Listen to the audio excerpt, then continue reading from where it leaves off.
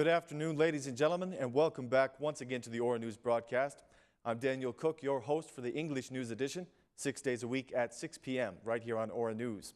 In today's news, it has been announced that the territorial reform is going to be accompanied by other changes that will bring a new approach to the interaction between local and central governments. Prime Minister Rama spoke today about a new approach to territorial planning, reviewing the prefectures, decentralizing the administration of irrigation and drainage, as well as decentralizing health care. The Prime Minister said that some areas of public management need to be formed.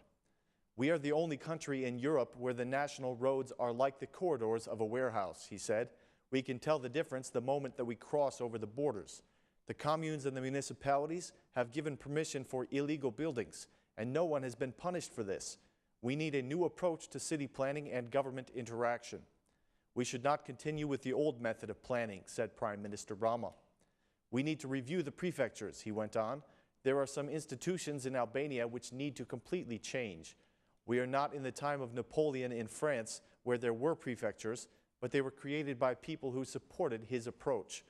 The Minister of Local Issues, Bledi Chuchi, explained that $20 million will be given to the new local units in order to make these changes.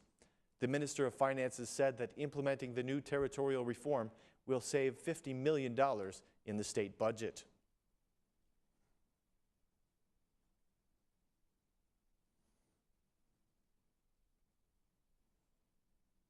In an interview for Aura News, the World Bank representative Tahsin Sayed explained which sectors of the market are going to be benefiting from the $1.2 billion loan.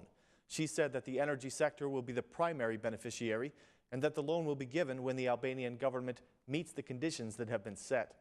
Sayed declared that the completion of the reforms is very important, even though the implementation has begun in the financial and energy sectors. She said, "The financing in the framework of strategic partnership with Albania is supported by a fund of up to $1.2 billion. However, it is a program that comes with conditions. Such projects depend on the fulfillment of the conditions that have been agreed upon between the World Bank and the Albanian government, especially in the financial sector and the energy sector. The lending policies are supported by the work of the government based upon indicators that the government must fulfill." When she was asked which sectors will be given priority in receiving funds from the World Bank loan, Sayed put the most emphasis on the energy sector. She said, "There are several types of World Bank financing, and these determine the method of disbursement. One of these types is lending to support the implementation of the reforms. 40% of the resources that we have provided in the framework of partnership are connected with direct budgetary support. On the other hand, we also offer investment loans. We will give support to the road maintenance, management and administration of land, the creation of jobs, improving the usage of resources, and the sustainable development of tourism. Regarding the energy sector, it is a very important sector for Albania, and we are committed to providing support for it." The World Bank representative was optimistic about Albania's economic performance. The fund of $1.2 billion has been allocated to Albania in the framework of partnership for the coming 5 years. About $490 million were approved by the Board of Directors this year to fund 4 new projects in energy, transportation, health, and budgetary support.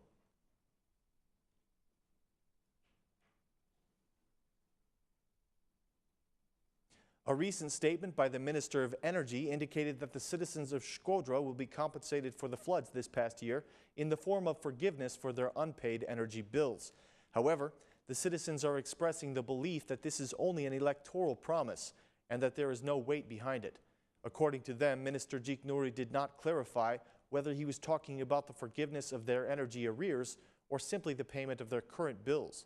The citizens say that what they requested was compensation for the damage caused by the floods in 2010 and 2011, so that with this money they could pay their energy debts. The government has singled out 2,868 contracts for which they intend to carry out this plan, compensating residents for flood damage by forgiving energy debt. The total value of this compensation will be more than 222 million lek. The residents of the lower Shkodra area experienced several consecutive floods, and the damage to their homes, their farmland, and their livestock has been considerable.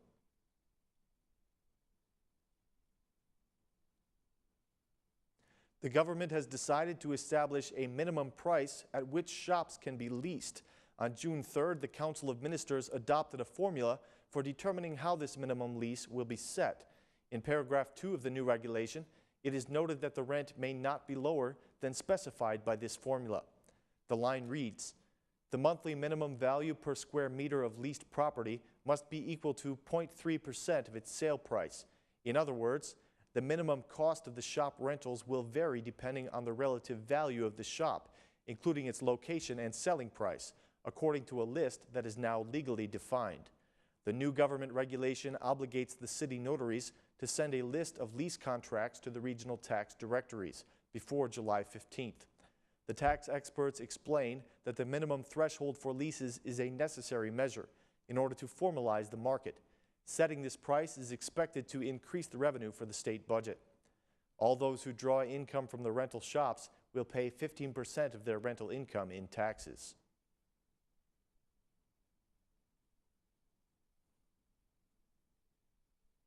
After the Assembly adopted the changes to the legalization law yesterday, the head of the legalization agency, Rama, has issued an announcement. He calls the citizens who constructed their buildings after 2009 to declare their constructions in order to get them legalized.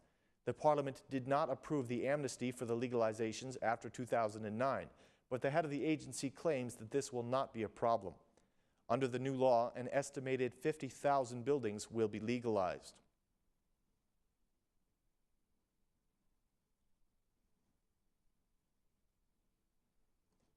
On the International Day Against Child Labor, UNICEF and the Save the Children Foundation are directing the attention of the Albanian authorities to the problem of child labor.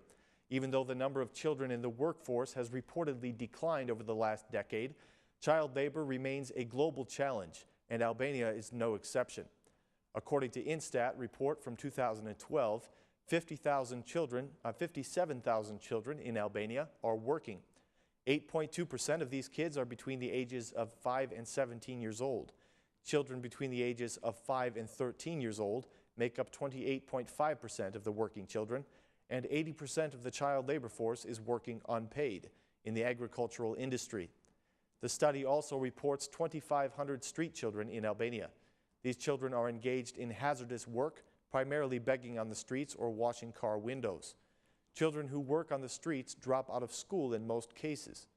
The report indicates that globally, 11% of children between the ages of 5 to 17 work in the labor force, which is about 168 million children. Almost one-third of the working children are engaged in hazardous working activities that threaten their health, safety, and development. UNICEF and Save the Children Foundation call the authorities to take the appropriate measures to prevent the hazardous employment of all children and to provide them with education.